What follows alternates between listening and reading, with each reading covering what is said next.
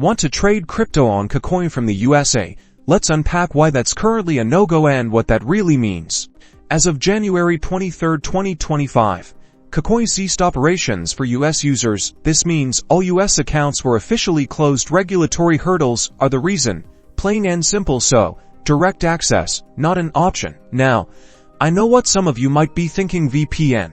Masking your IP address to appear as if you're in a different country sounds like a workaround, but here's the catch: Kucoin's terms of service explicitly prohibit this. Using a VPN to bypass these restrictions carries a serious risk. Account suspension. Kucoin actively monitors for this and can freeze your assets if they detect VPN usage from the US. So, while technically possible, it is not recommended.